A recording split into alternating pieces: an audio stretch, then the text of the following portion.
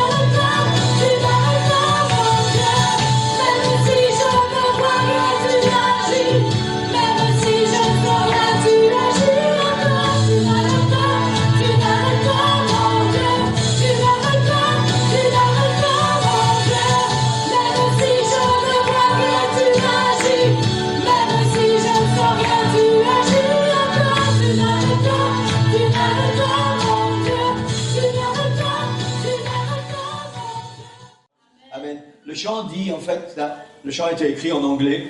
En français, ça rend un peu différemment. Ça rend bien, mais ça rend un peu différemment. L'original dit Waymaker.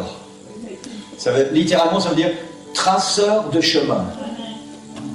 En français, on a traduit tu traces un chemin. Mais littéralement, en anglais, celui qui a écrit le chant, il parle au Seigneur et il dit Seigneur, tu es le traceur de chemin. C'est une fonction de Dieu. C'est un attribut de Dieu. Ensuite, il dit, excusez-moi pour l'anglais, pour l'accent, miracle worker, c'est ça? Amen. Ça veut dire celui qui fait le travail des miracles. Si ma compréhension, hein? Faiseur de miracles.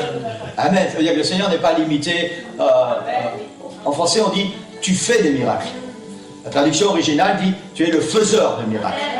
Amen. Ça veut dire qu'il est l'origine, il est le point de départ, il est le faiseur de miracles. Amen. Gloire au Seigneur. C'est pour ça que ce chant dit merci pour qui tu es, Seigneur. Pour qui tu es. Amen. Il n'y a personne comme le Seigneur. Et je pense qu'on est conscient de cela. Et c'est pour ça qu'on doit lui donner la gloire. C'est pour ça qu'on doit ouvrir nos cœurs et être reconnaissant au Seigneur. Tout ce que le Seigneur fait, personne d'autre que lui n'est capable de le faire. Personne d'autre que lui n'est le traceur de chemin qui mène à la vie éternelle. Beaucoup d'hommes et le diable aussi peut tracer un chemin. Mais le seul chemin qui mène à la vie éternelle, c'est le Seigneur qui le trace. C'est le seul chemin à suivre. Si tu as besoin d'un miracle dans ta vie, il est le seul qui fait les miracles. Il est le seul faiseur de miracles, de bénédictions, de guérisons, de tout ce dont tu as besoin. Amen. Et qu'on puisse vraiment acclamer le Seigneur pour ça. Pour qui il est. Alléluia. Et ce Dieu puissant est là ce matin. Il est présent dans ce lieu. Alléluia. Il veut te bénir. Il veut remplir ta vie. Alléluia. Il veut tracer ton chemin pour que tu puisses y marcher. Il veut accomplir ce miracle dans ta vie dont tu as besoin pour que tu puisses être libéré. Guéri dans ton corps, dans ton cœur et dans ton âme pour que tu puisses être libre. Amen. Il veut faire ce travail dans ta vie ce matin. Seigneur, merci pour ta présence. Merci pour tout ce que tu es. Merci pour qui tu es. Pour qui tu es, Seigneur. Sois glorifié, Seigneur. Sois glorifié, Seigneur. Louange à toi. Louange à toi, Seigneur. Béni soit ton nom, Seigneur. Béni soit ton nom, Jésus. Alléluia. Alléluia. Alléluia. Oh, sois loué, Seigneur Jésus. Alléluia.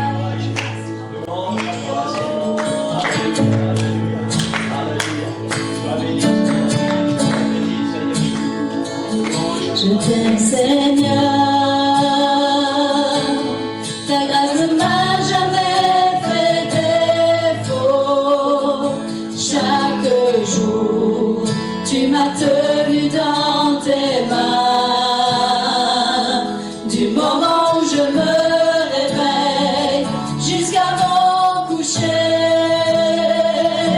je chanterai la bonté de Dieu. Car toute ma vie tu as été fidèle, et toute ma vie tu as été si bon. Avec tout le souffle qui me reste, je chanterai la bonté de Dieu. J'aime ta voix, tu m'as conduit à travers le feu, dans la buisson, tu es proche comme nul autre. Je t'ai connu comme un père, je t'ai connu comme un ami, et j'ai vécu dans la bonté de Dieu. Car toute ma vie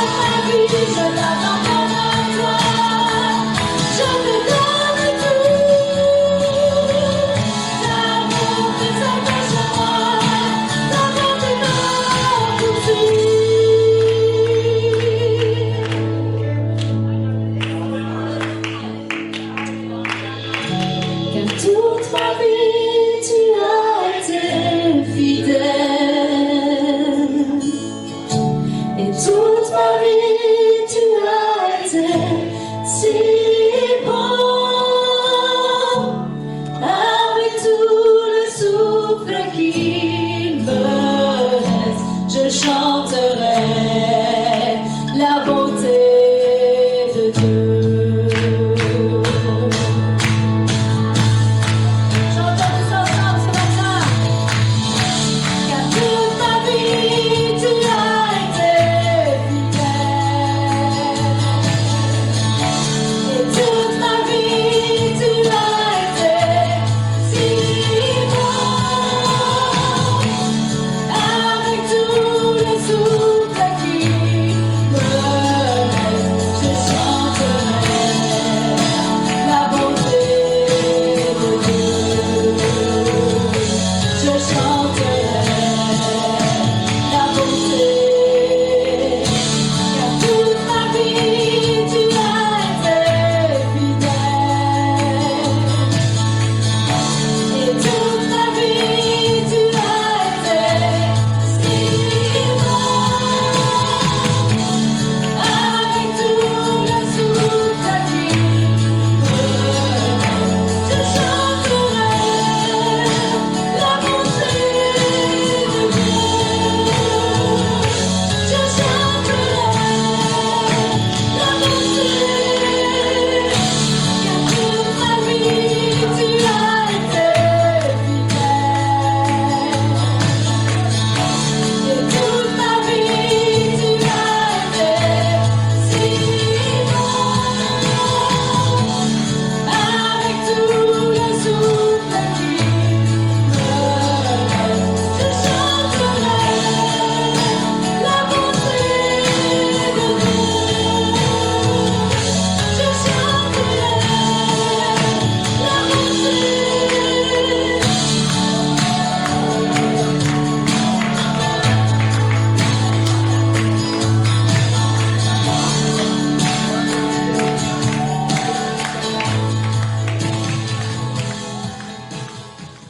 Gloire au Seigneur. On va passer à la parole du Seigneur normalement. Je ne devrais pas être long ce matin. Gloire au Seigneur. Amen. Amen. On va faire une on va commencer une mini-série de prédications. Amen. Et le titre c'est Mettez en pratique.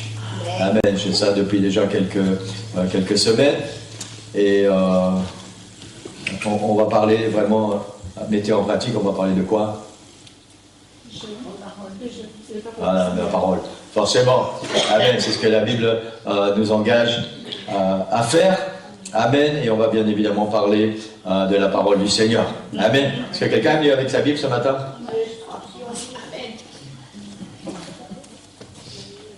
C'est bien. Merci Seigneur. Je sais que je l'ai déjà dit, mais vous savez, quand j'étais gamin, on reconnaissait les gens dehors, en ville, qui allaient à l'église parce qu'ils avaient leur Bible sous le bras. Amen. Donc maintenant, je sais que je conçois, il y a les Bibles électroniques. Merci Seigneur pour les Bibles électroniques, mais vous savez quoi? Vous ne ressentirez jamais là-dedans ce que vous ressentez quand vous lisez ça. Il y a quelque chose qui appartient à ce livre que vous ne trouverez jamais, ni là-dessus, ni sur votre ordinateur, ni sur une tablette. Vous pouvez faire ce que vous voulez. Jamais. Jamais. Amen. Gloire au Seigneur.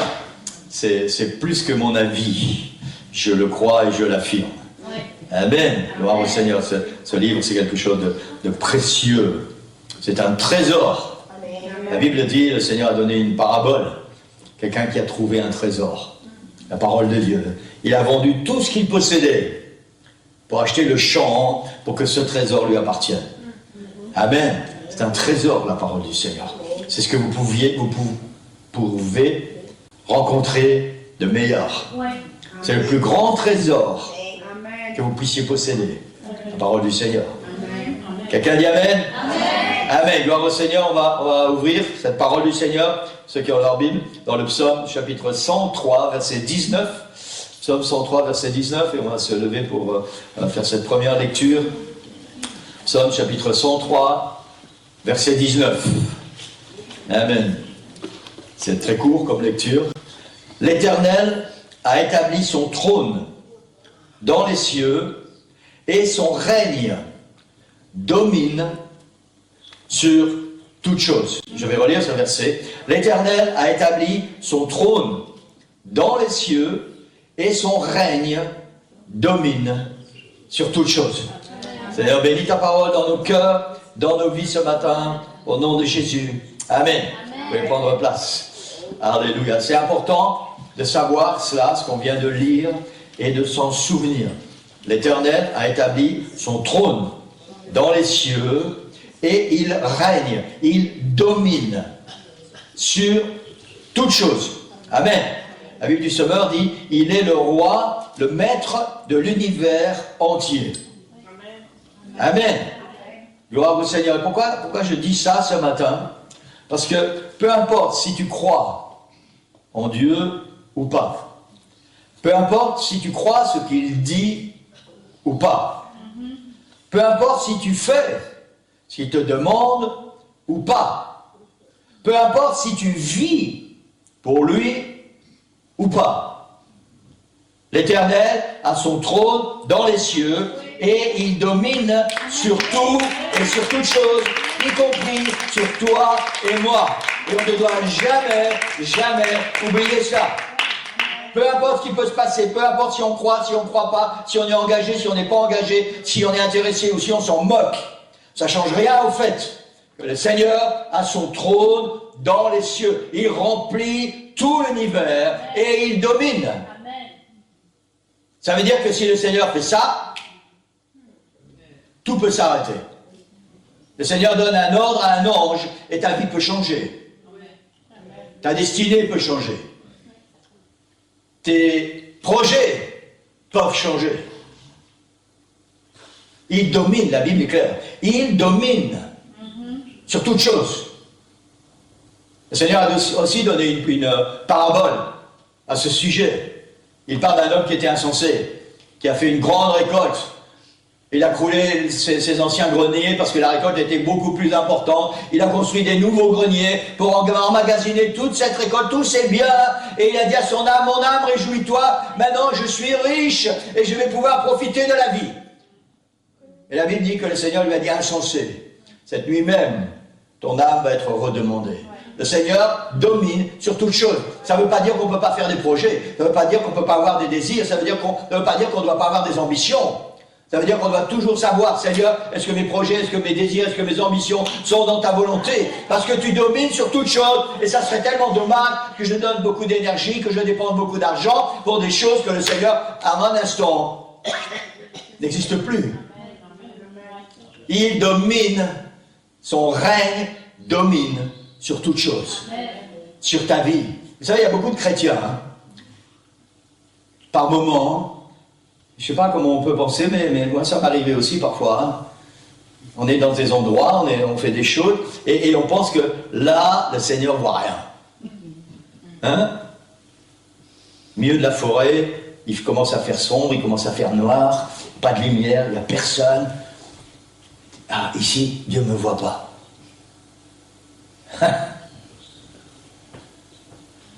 Si vous savez que c'est Dieu qui a créé la lumière. À partir des ténèbres, il a séparé les ténèbres et la lumière. Quoi qu'on fasse, où qu'on soit, il fait clair, il ne fait pas clair. Il y a des choses autour de nous, il n'y a rien autour de nous, on est en plein milieu de l'océan, on est sur une île déserte. Il domine, il règne sur toutes choses. Le Seigneur voit tout, il connaît tout, il entend tout, il sait tout. Ce qu'il y a dans ton cœur, ce qu'il y a dans tes pensées, il connaît toutes choses et il domine. Il domine sur tout cela.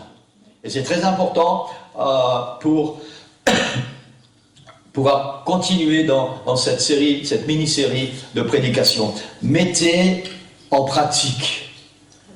C'est important de se souvenir, j'espère que vous n'allez pas oublier ce verset. Psaume 103, verset 19.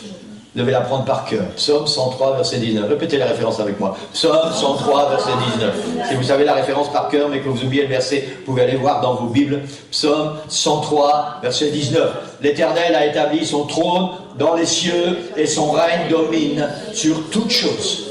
Amen. Ça veut dire qu'il domine sur moi. Amen. Il domine sur les autres, il domine sur toutes choses, mais il domine aussi sur moi. Amen. Et il y a aussi une particularité et une vérité de tout cela. C'est que parfois on peut croire que parce qu'on ne donne pas tout au Seigneur, on garde une partie de ce que nous sommes. On marche un petit peu dans un certain chemin avec Dieu, mais le reste du chemin, dit Seigneur, ça c'est ma vie privée. Et parfois on peut penser que ça, le Seigneur ne va pas s'en occuper. Le Seigneur domine. Il règne et il domine sur toute chose. Où que tu sois, quoi que tu fasses. Dans sa volonté ou en dehors de sa volonté. Il domine sur toute chose. Amen.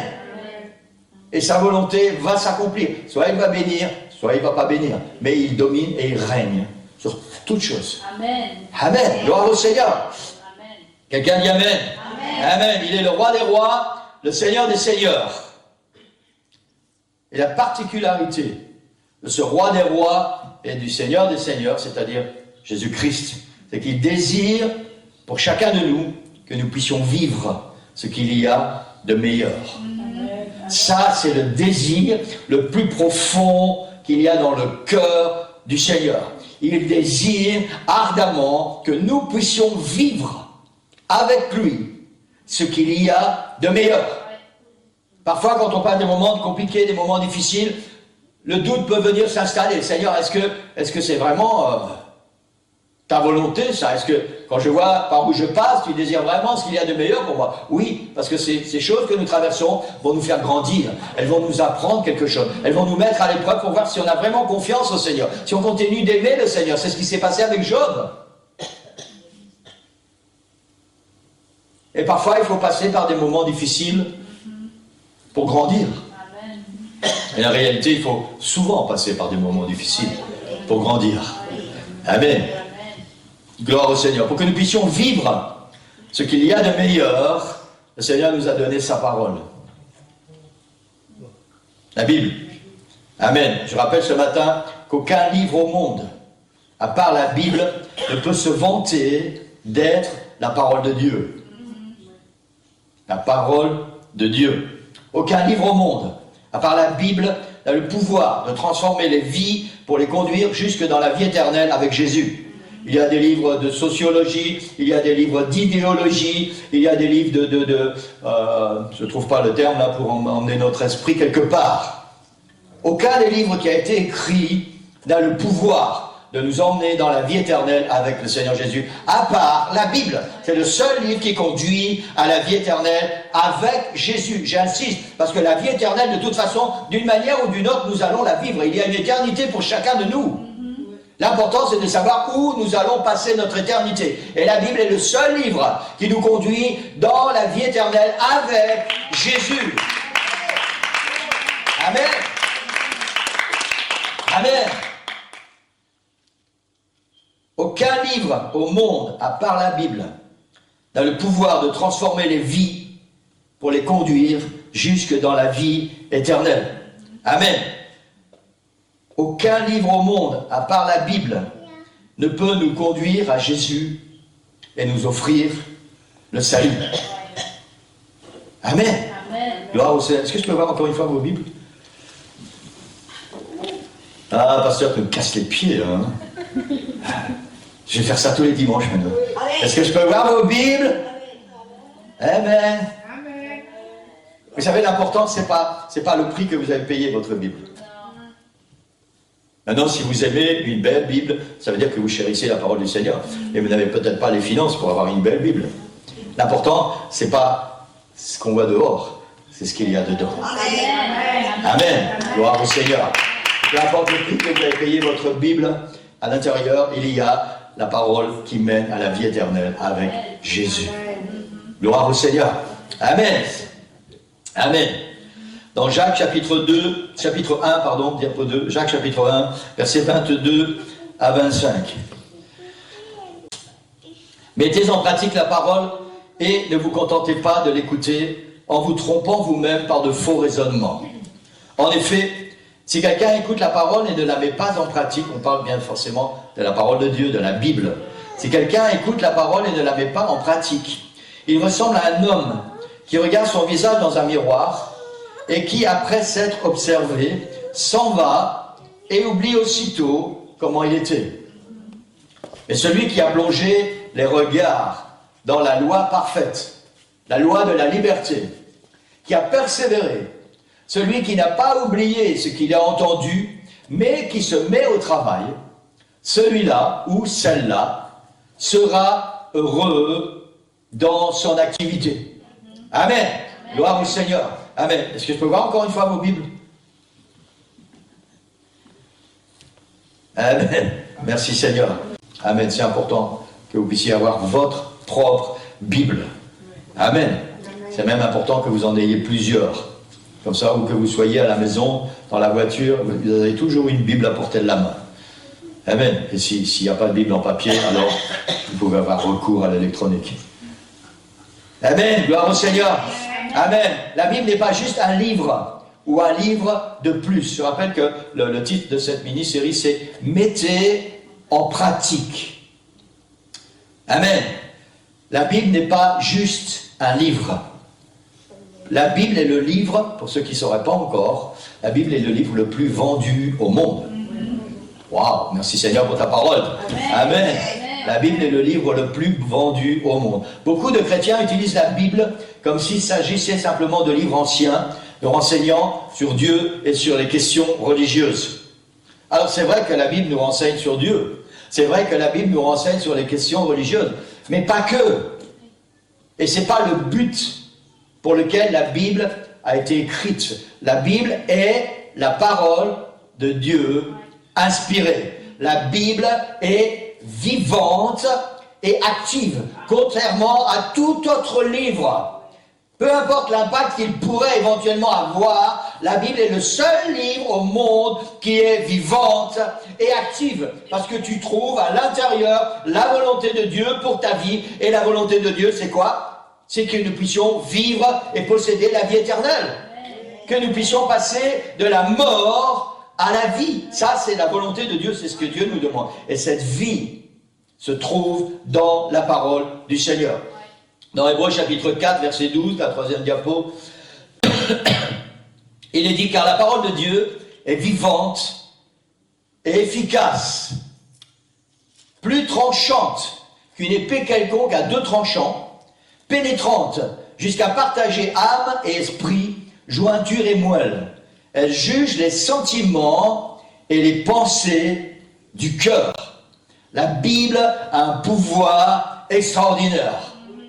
Pourquoi la Bible a un pouvoir extraordinaire? Parce qu'elle est la parole de Dieu. Parce qu'elle nous vient directement de celui qui a son trône dans les cieux et qui règne et qui domine sur toute chose.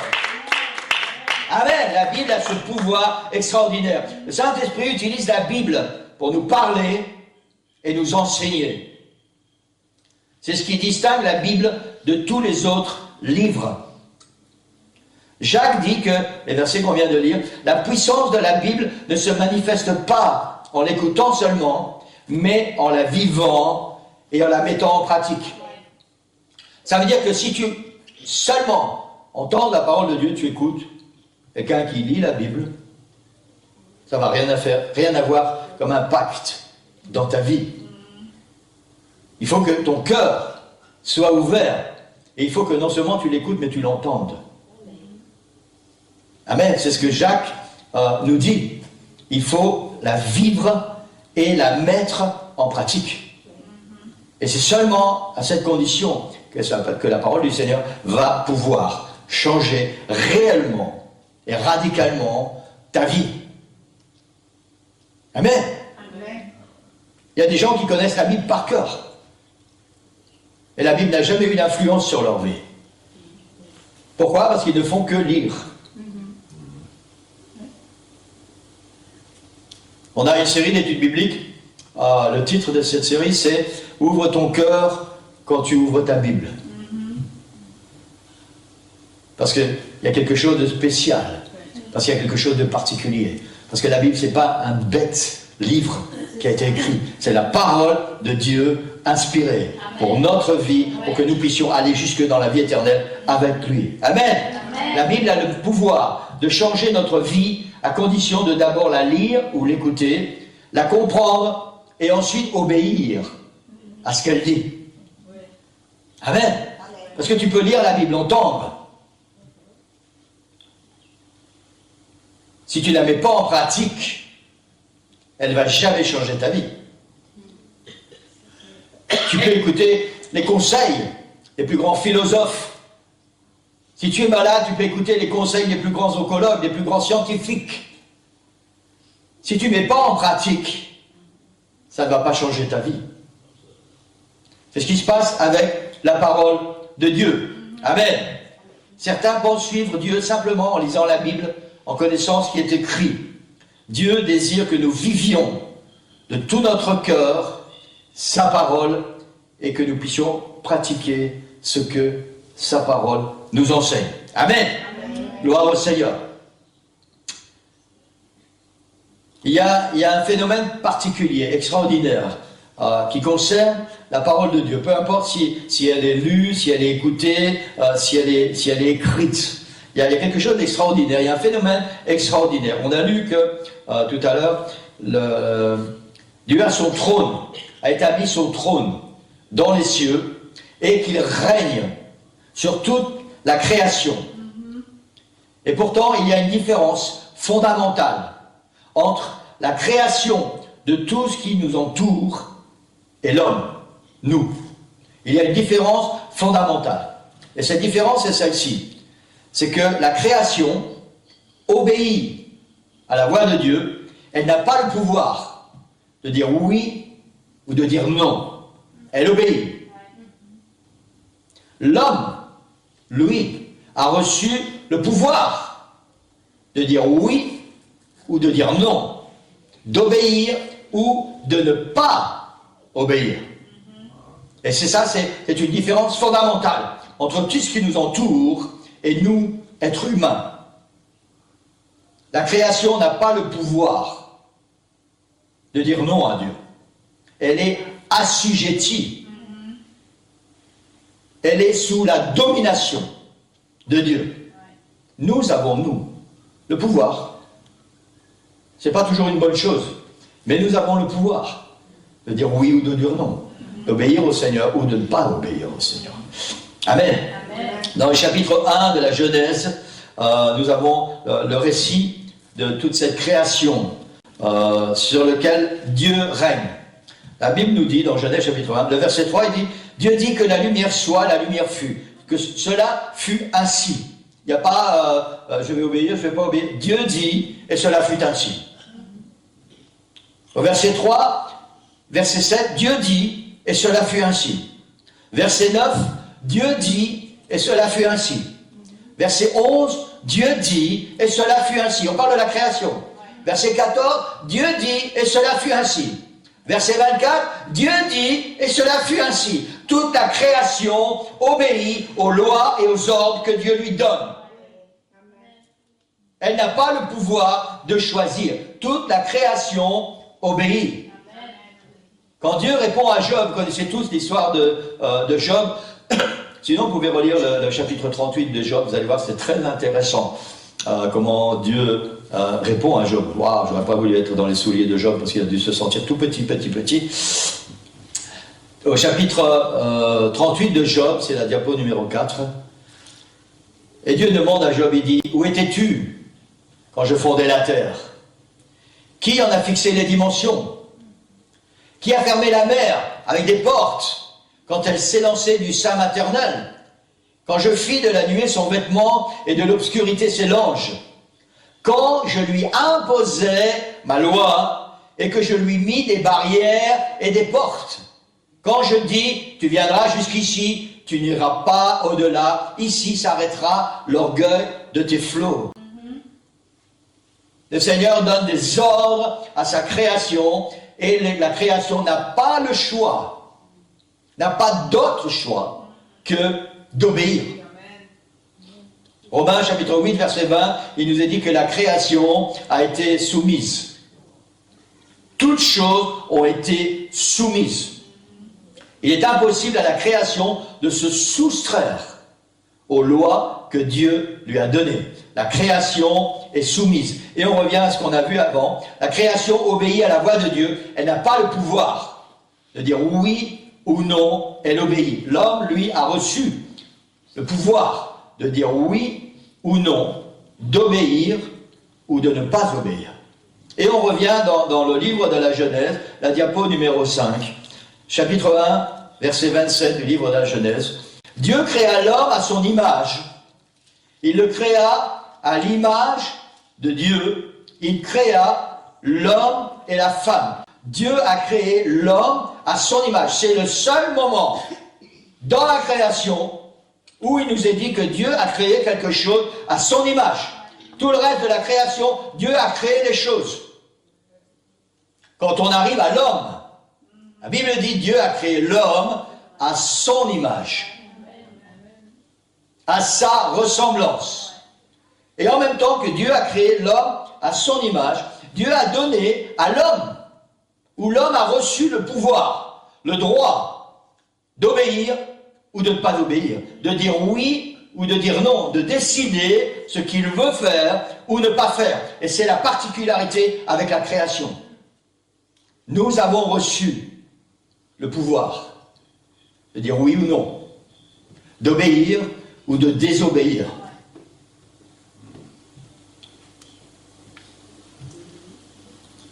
En sachant quand même qu'au final, et on revient au verset qu'on a lu précédemment, l'homme sera jugé selon ce qu'il aura décidé de faire ou pas, et que la loi de Dieu s'appliquera sur chacun, sur son éternité. Amen. Amen. Ça veut dire que même si nous avons le pouvoir de dire oui ou non, d'obéir ou de désobéir, un jour, celui qui règne dans les cieux, qui a établi son règne au-dessus de toutes choses, nous allons devoir lui rendre des comptes sur quand nous avons dit oui alors qu'il fallait dire non, quand nous avons désobéi alors qu'il fallait obéir, quand nous n'avons pas voulu marcher alors qu'il fallait marcher. Un jour, nous allons rendre compte pour cette liberté que Dieu nous a donnée. C'est pour ça que c'est très important de bien maîtriser cette liberté que Dieu nous donne. La société dans laquelle nous vivons maintenant est une société qui ne veut plus dépendre de rien ni de personne. Elle n'a jamais été aussi esclave qu'elle l'est maintenant, mais elle proclame haut et fort « Je ne veux être lié par rien ».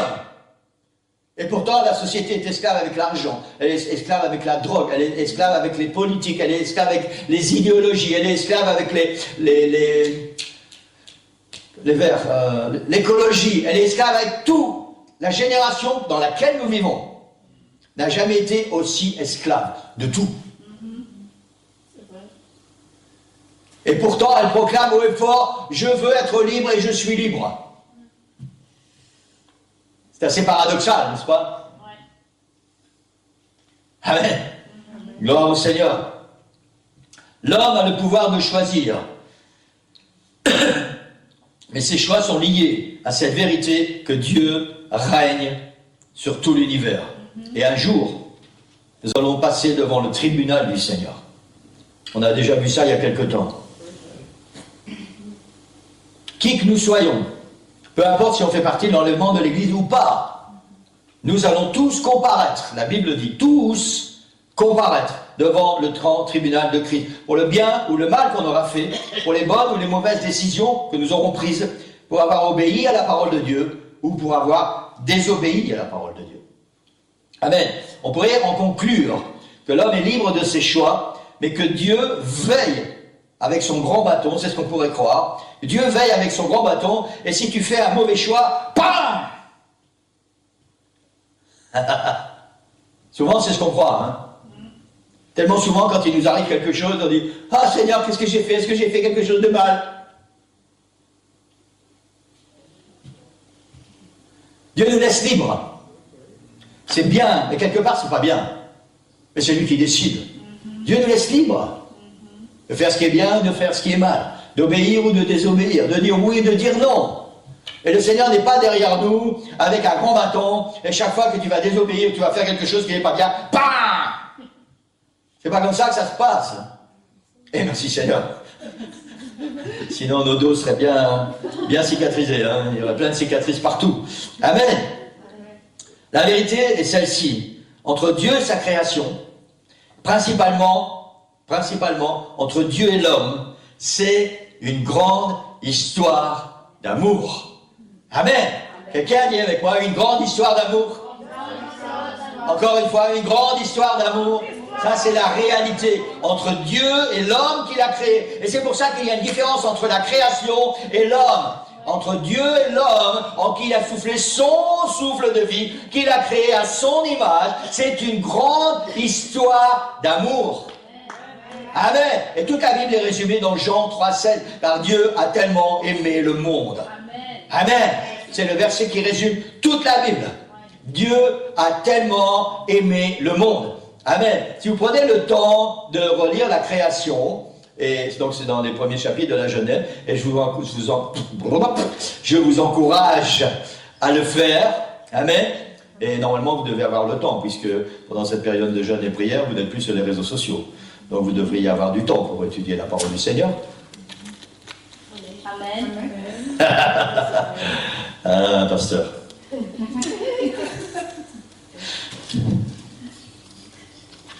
Là aussi, c'est pareil, vous avez le choix, hein, vous avez le droit d'obéir ou pas obéir, hein, de dire oui, de dire non, de faire ou de ne pas faire. C'est votre droit, ça vous appartient. Hein. Amen, on a le droit de vouloir être béni et de ne pas vouloir être béni. Donc, si vous prenez le temps de relire la création, vous verrez que tout ce que Dieu a créé, il l'a créé pour l'homme, pour Adam et Ève, à qui il allait confier sa création. Amen. Pour son bien-être, pour l'homme, pour son bien-être, pour son bonheur, pour son épanouissement, pour y vivre heureux, et surtout pour passer du temps avec Adam et Ève. Pour une relation d'amour entre Dieu et l'homme. Amen. C'est ça qui fait la différence entre tout ce qui nous entoure et nous. Tout ce qu'il y a autour de nous, Dieu l'a créé pour le bien-être de l'homme. Pour qu'il soit heureux, pour qu'il soit épanoui. Et c'était tellement merveilleux que même Dieu allait rencontrer l'homme dans toute cette création. Je ne sais pas ce que Dieu disait à Adam et Ève quand il les rencontrait. Et peut-être qu'il leur demandait, ça va, c'est cool aujourd'hui, vous vous plaisez, vous avez apprécié le soleil, c'était bien. Certainement que le Seigneur leur demandait si tout allait bien. Vous êtes bien, tout va bien, c'est ok. Amen. On ne sait pas ce qui s'est passé, donc on essaie d'imaginer. Moi j'aurais bien aimé, si j'avais été ado, que quand le Seigneur vient, il me demande, ça va, tout va bien. Ève, ça va, c'est cool avec Ève. Tu veux que je m'occupe d'elle?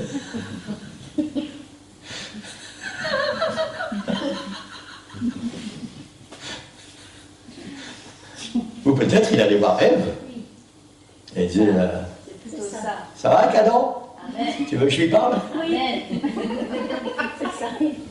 Là j'ai entendu plus d'amen. Bizarrement. Amen, gloire au Seigneur. L'homme est créé libre de ses choix. Mais Dieu lui parle, l'informe des conséquences de ses choix. Dieu dit à Adam et Ève, il dit, tu peux faire tout ce que tu veux dans ce jardin dans lequel je t'ai mis. J'ai mis tout à ta disposition pour que tu sois heureux. C'est ce que Dieu a dit à Adam et Ève. Mais tu ne dois pas manger de l'arbre de la connaissance du bien et du mal. Car si tu en manges, tu vas mourir. Dieu a créé l'homme libre de faire ce qu'il veut. Amen. Et on revient au verset de Jacques qu'on a lu tout à l'heure. Mettez en pratique la parole. Quand Dieu parle, fais ce que Dieu te dit. Mettez en pratique la parole et ne vous contentez pas de l'écouter. On pourrait paraphraser un petit peu et dire les choses d'une autre manière. Dieu dit à Adam, mets en pratique ce que je te dis et ne te contente pas seulement de m'écouter. Et Dieu dit à Adam, regarde cet arbre. Il y a du poison dans ses fruits. Le jour où tu en manges, tu meurs. Alors ne touche pas.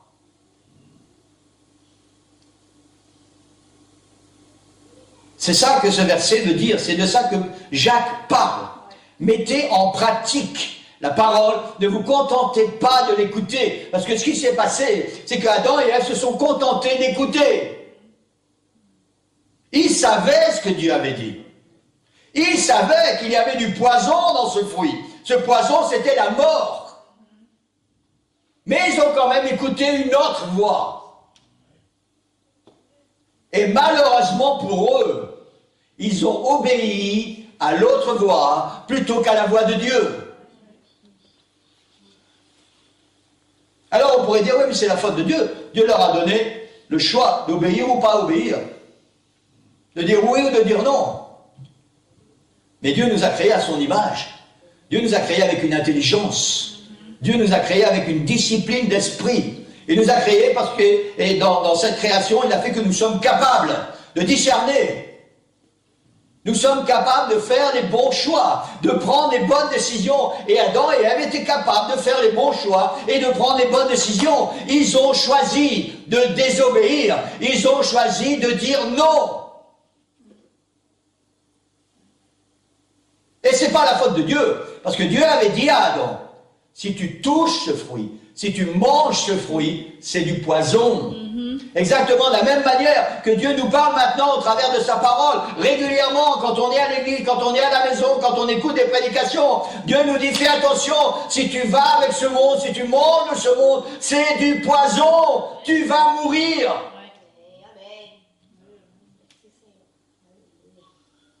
Et le Seigneur nous laisse le choix d'obéir ou de désobéir, de dire oui ou de dire non. Le Seigneur nous laisse le choix de nous empoisonner ou de faire le choix d'aller dans la vie éternelle avec lui. Nous sommes libres.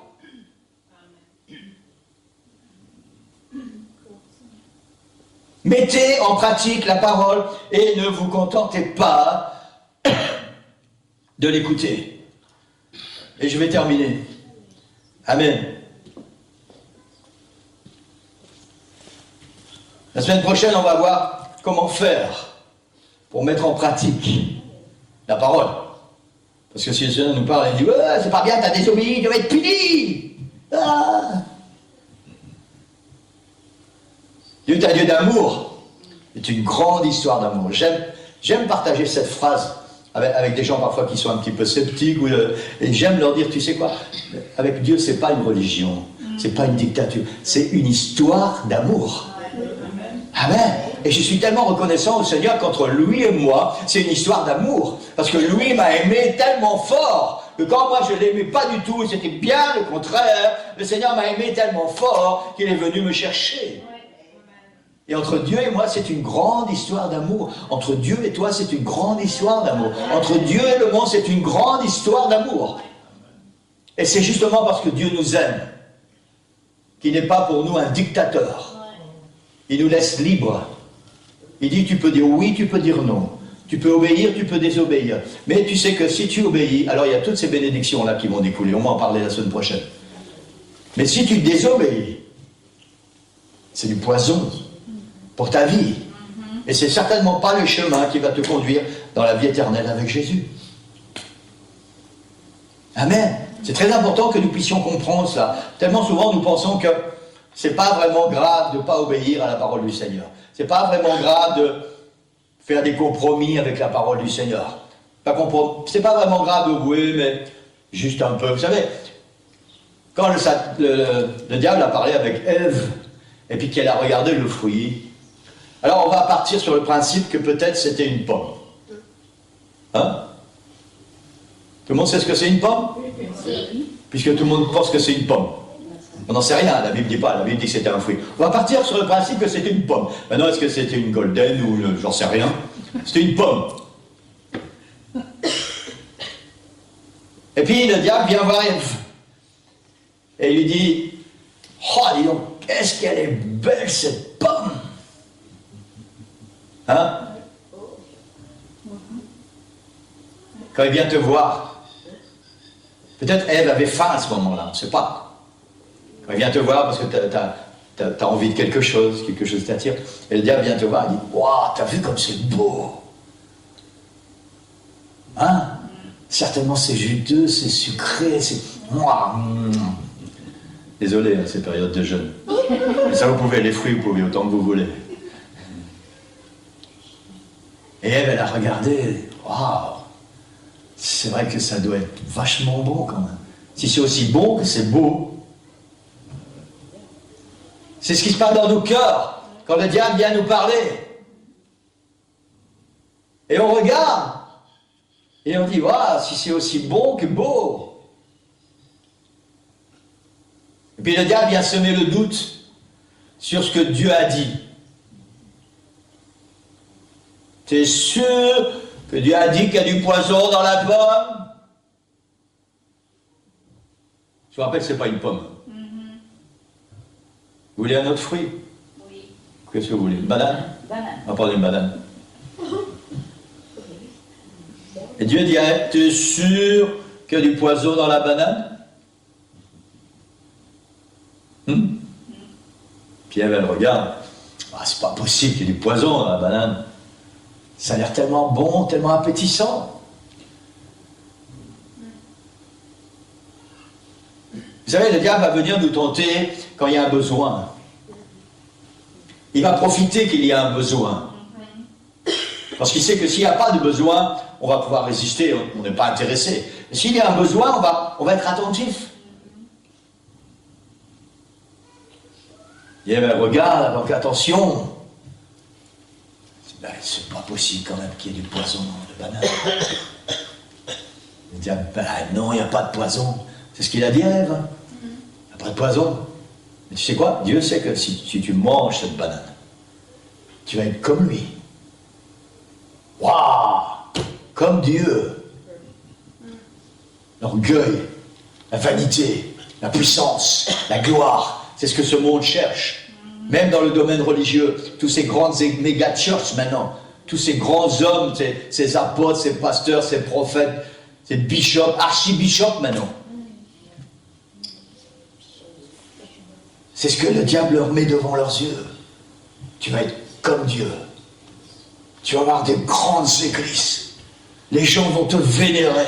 Oui, mon pasteur. Oui, mon apôtre. Oui, mon bishop.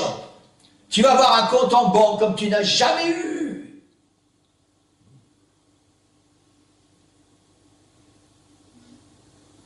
Et le diable n'en dit pas que Jésus a envoyé ses disciples. Il a dit, ne prenez ni bourse, ni vêtements de rechange. Et dans la volonté de Dieu, c'est pas qu'on soit pauvre, c'est pas ce que je suis en train de dire. La volonté de Dieu, c'est que nous puissions être équilibrés, faire ce que Dieu nous demande. Et il a dit à Ève, tu vas être comme Dieu. Regarde comme elle est belle cette banane. Tu vas être comme Dieu. Ève a dit, waouh, je ne peux pas résister. Hein. Et la Bible dit quoi? Elle a convoité ça. Elle a mangé. Elle a désobéi. Elle a mangé. Et pire que ça, elle a appelé Adam. Elle a dit, chérie, viens voir. C'est bon, moi. Goûte. La Bible ne nous dit pas si Adam a dit, mais Ève, Dieu a dit non. Ce que la Bible nous dit, c'est qu'Adam, il a pris, il a mangé aussi. Ils ont désobéi. Et parce qu'ils ont désobéi, ils ont mangé le poison.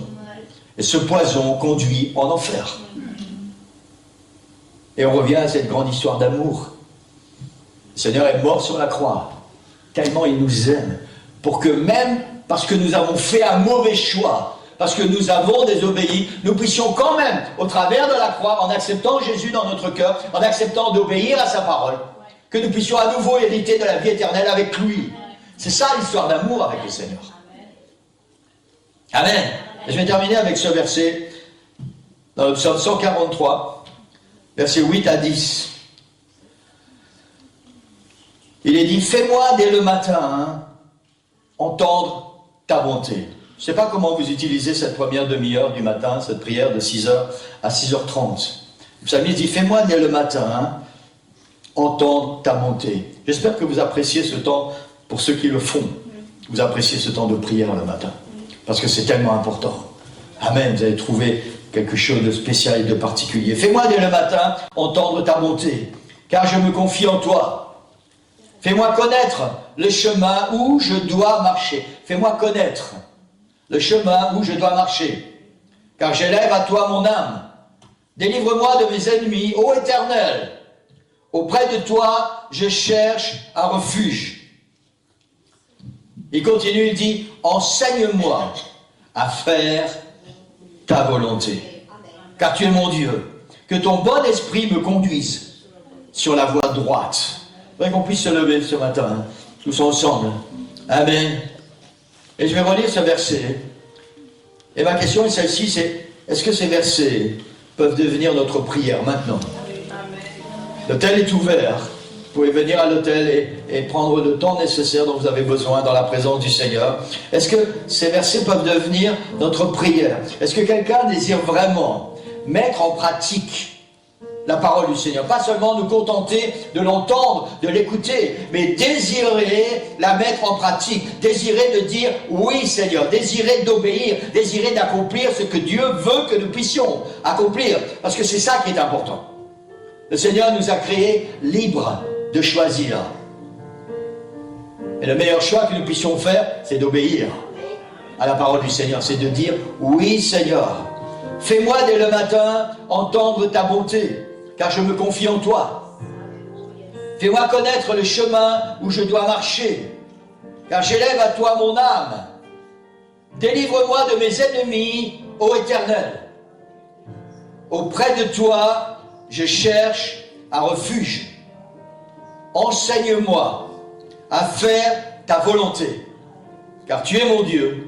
Que ton bon esprit me conduise sur la voie droite. Amen. Je voudrais qu'on puisse élever nos mains.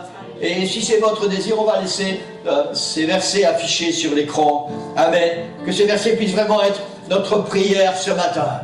Seigneur, enseigne-moi à faire ta volonté. Je veux obéir à ta voix, Seigneur. Je veux me courber devant toi, Seigneur. Et je veux dire oui à ta volonté, Seigneur.